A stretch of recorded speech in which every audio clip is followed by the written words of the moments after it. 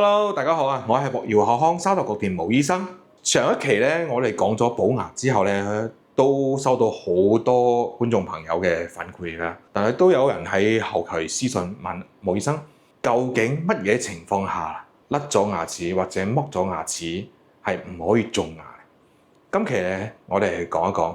第一就係年齡問題啦。好多長者咧年紀大咗之後啦，因為身體原因出現好多基礎病。喺藥物或者醫療設施冇辦法控制嘅情況下咧，咁樣情況係唔建議去種牙。第二咧，打骨針有啲嚴重骨質疏鬆嘅朋友咧，佢唔可以種牙，但係咧佢可以做活動牙或者鑲牙，即係傳統牙套啦。咁樣嘅情況係可以嘅。第三種情況咧，就係我哋畫圖呢三幅圖第一幅圖咧。就係我哋關於我哋嘅上牙竇，即係我哋眼眶下邊呢個地方呢個大牙。好多朋友喺上顎嘅個地方咧甩咗隻大牙之後咧，因為上顎呢個地方骨頭係比較薄嘅，呢骨頭好薄，好薄嘅情況下咧，醫生會根據你嘅 X 光去診斷你嘅骨頭夠唔夠闊度或者夠唔夠深度去種一隻牙或者植骨所以有冇條件可以植骨種牙。但有啲朋友咧，佢真係上面一啲骨頭都冇喺 X 光上顯示下咧，佢上面係好薄一層即係牙肉啦。咁冇情況達唔到種牙嘅情況咧，毛醫生建議你唔好種牙啦。咁樣失敗機率會比較高嘅。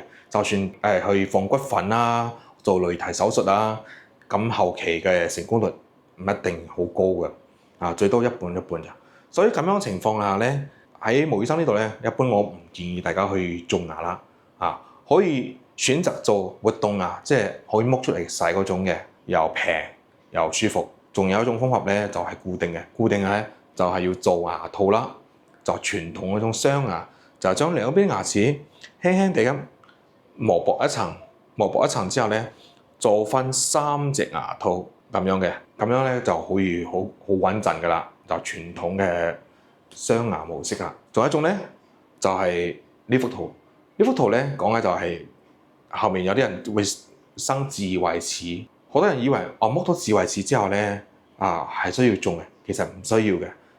智慧齒咧其實係佢個多餘嘅牙齒，剝到就剝咗啦，後期都唔需要去種。我哋嚼嘢食嘢嘅時候咧，係靠呢兩隻大牙前面呢兩隻大牙去摩擦食物嘅，所以智慧齒係唔需要種嘅。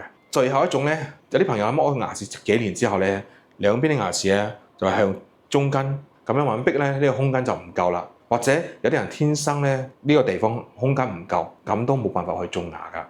好啦，今期毛醫生咧就講解咗幾點剝牙之後或者脫牙之後咧唔需要去修復嘅情況。大家如果需要了解更加多關於牙齒嘅情況咧，可以喺下面評論區留言俾毛醫生。我哋下一期再見，拜拜。